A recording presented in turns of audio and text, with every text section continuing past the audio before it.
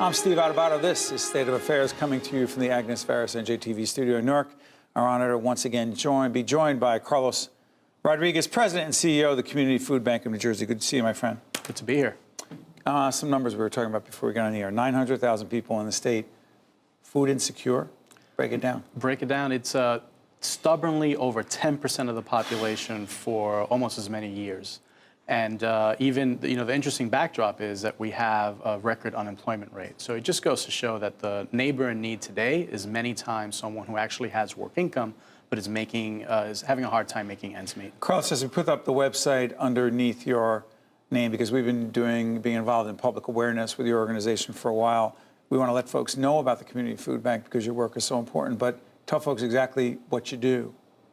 Well, what we do is fuel success by making sure all of our neighbors have the food that they need for that.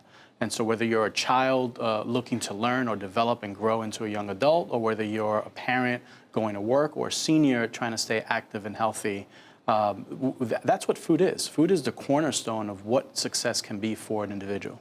You know, the numbers game can be numbing, if you will. I often say numbers can be numbing if you have too many of them around.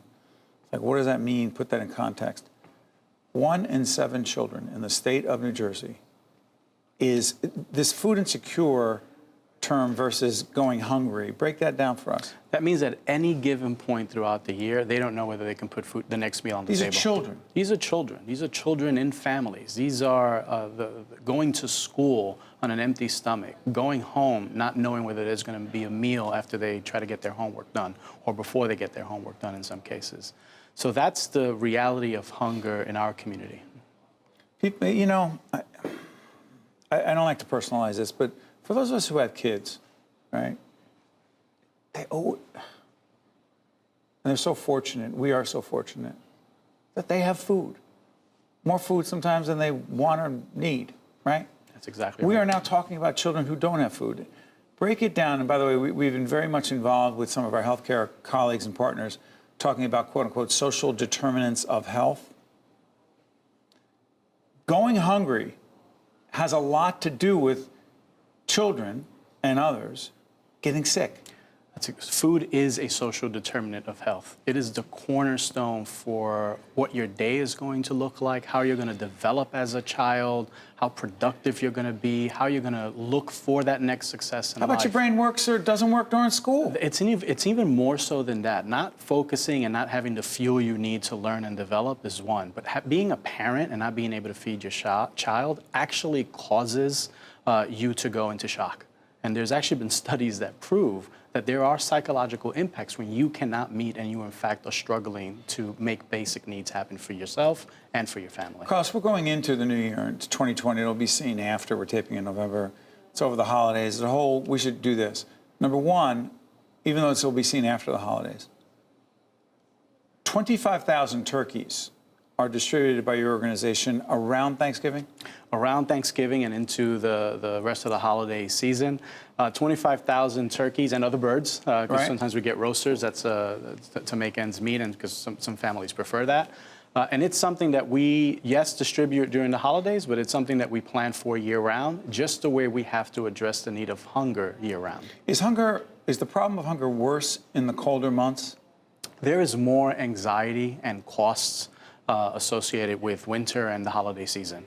So more anxiety because if you're having a hard time putting a meal on the table throughout the year, making a special meal, as is so important in our culture for Thanksgiving, there's even more anxiety around that. And then, of course, you have things like heating and fuel costs and other expenses that might add on. You know, we put up the website, and we're not in the business of public broadcasting, of advocating, if you will, but we're informing so that you can choose to be helpful or not. When we put up your website, what could people do if they wanted to actually be helpful?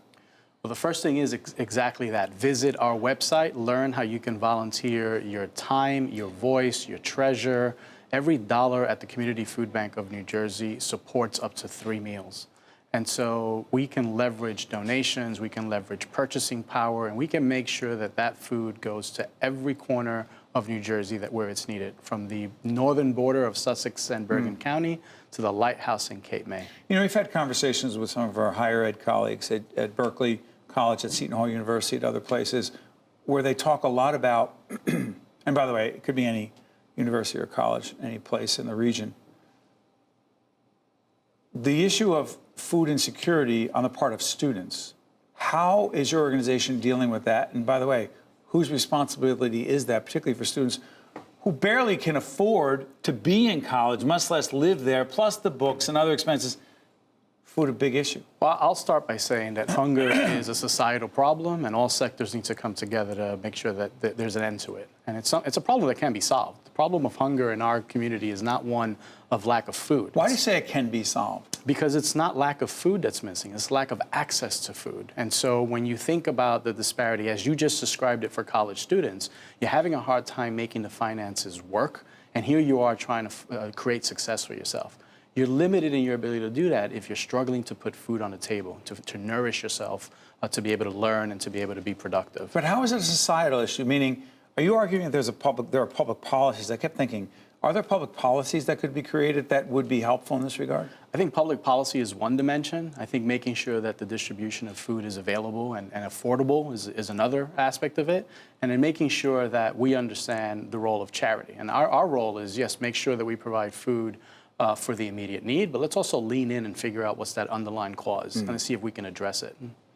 Carlos Rodriguez is the President and Chief Executive Officer of the Community Food Bank of New Jersey. We're proud to be one of your media partners, if you will, trying to get the message out so that people can try to make a difference. Thank you, Carlos. Thank you, Steve. Well done. Thank you. I'm Steve Adubato. This is the State of Affairs. This is the NJTV studio in beautiful Brick City, Newark, New Jersey, the Agnes Varus NJTV studio. We'll be right back right after this. State of Affairs with Steve Adubato is a production of the Caucus Educational Corporation.